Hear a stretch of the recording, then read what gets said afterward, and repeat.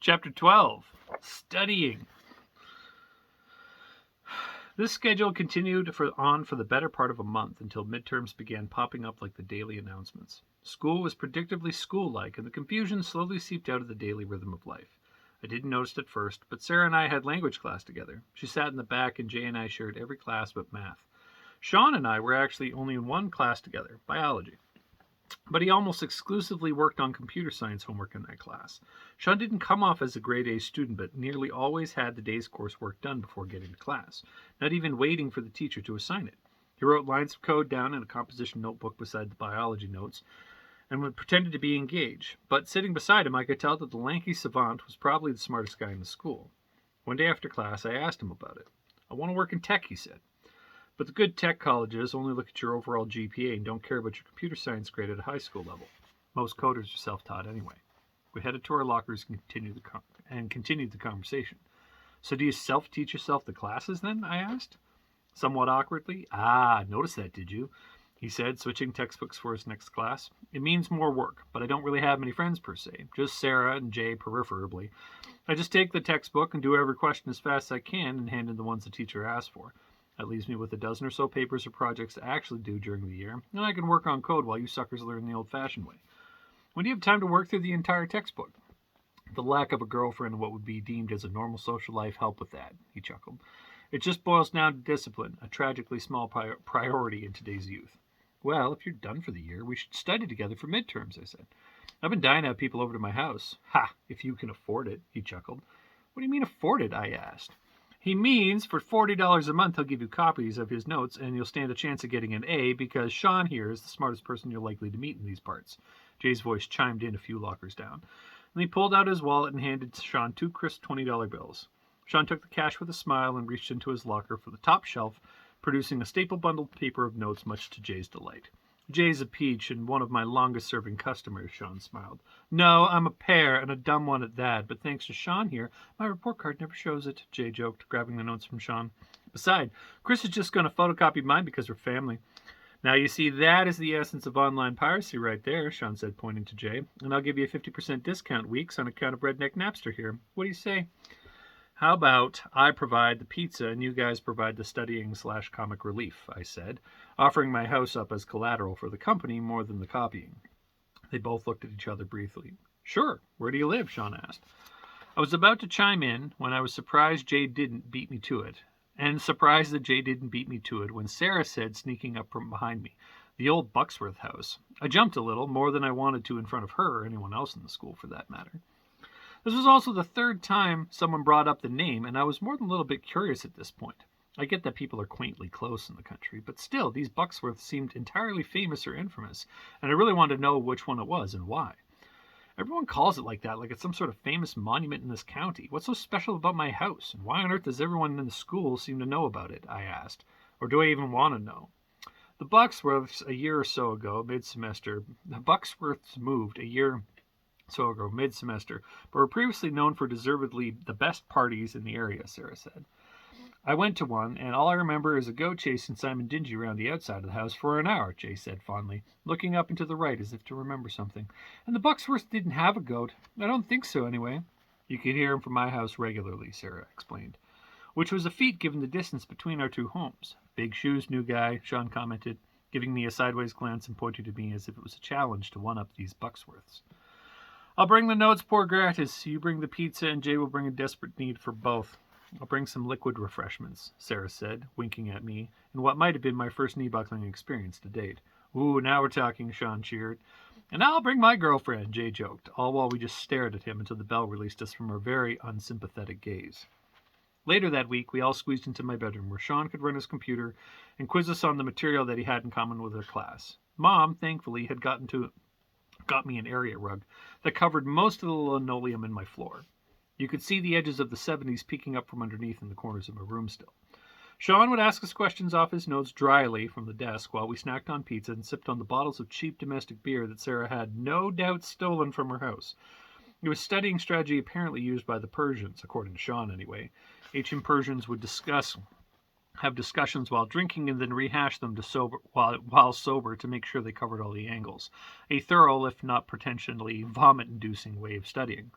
Mom wasn't home till later that night, something at a conference she had to attend in Halifax.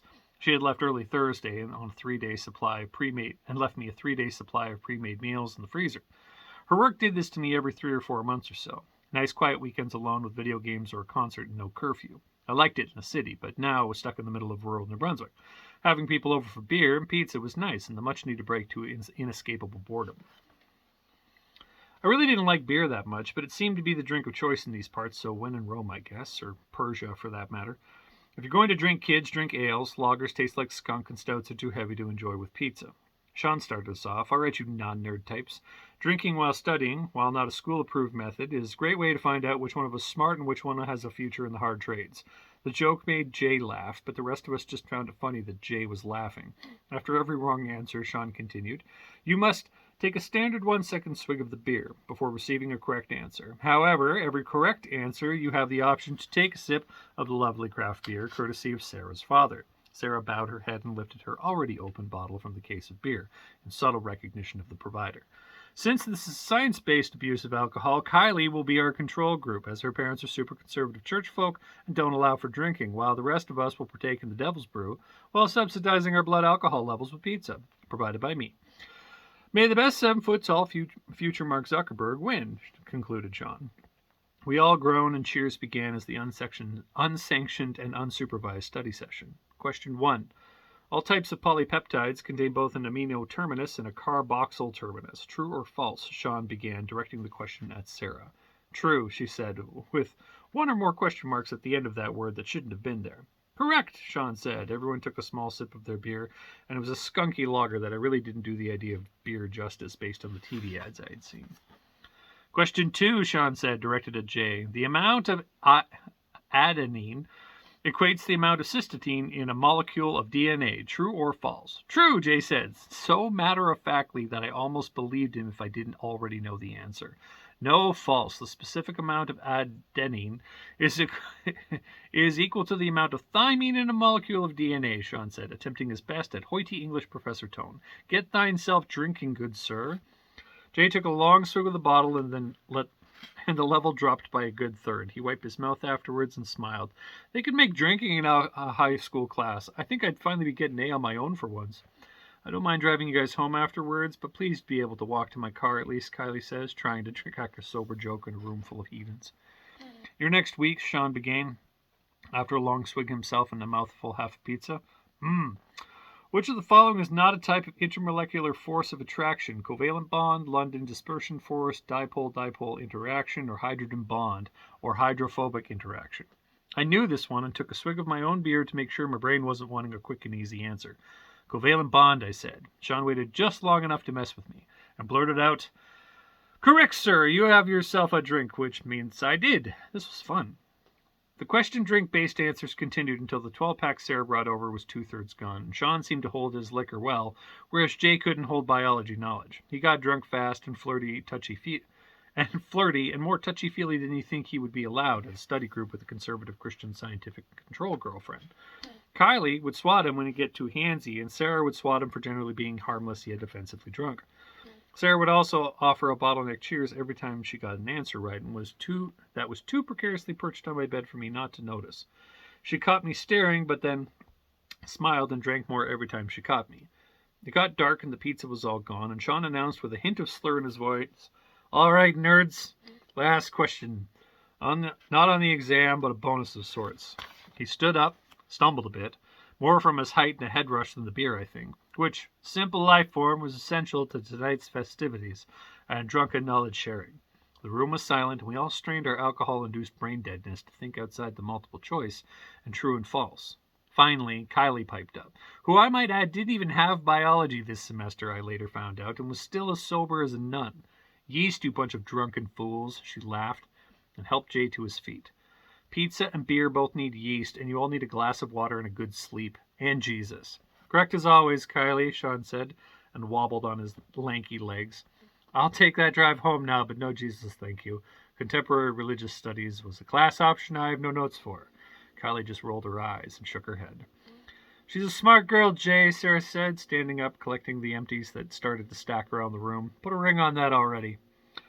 We cleaned up and made our way outside, where Kylie helped Jay into her car, while Sean climbed in the back seat sideways, having no hope of fitting behind either her or Jay in the hatchback conventionally.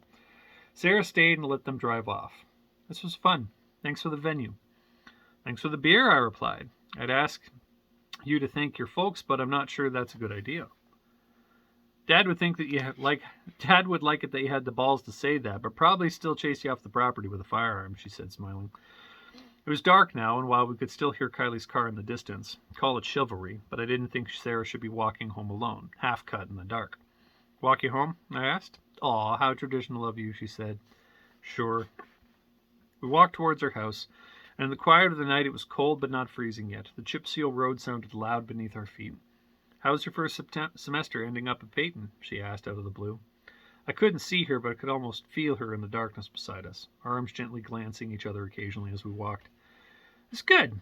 Jim with that Tony guy is kind of dumb, I answered. But again, Jim itself is kind of dumb if you ask me anyway. No, that's just Tony. Mr. Griggs is a fun gym teacher, he explained. I had him last year, and all I had to do was lapse once. Yeah, I guess, I ventured. A dangerous question, but it must have been the beer. What's the deal between you two anyway? You seem to really hate him. Who, me? Mr. Griggs? Love him. He's a doll. Loves dodgeball. Great pitcher, she joked. Not Mr. Griggs. Tony, I said, groaning at her joke. Although, to be fair, Mr. Gregg did have a weird obsession with dodgeball. That's because I do really hate him, she said, anger dripping from her voice in the dark.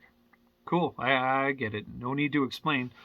He's just pretty lame as long as you keep your distance. No, he's not, she said bluntly, like a hammer on glass table in the darkness we walked through. He's worse. We didn't talk much after that. We got to her place a good 10 minutes of walking, a small farmhouse in the corner of the nearest potato field, a large, long barn that housed the year's potato crop across the road. It was a white utility light that cast a dim glow to her yard and driveway.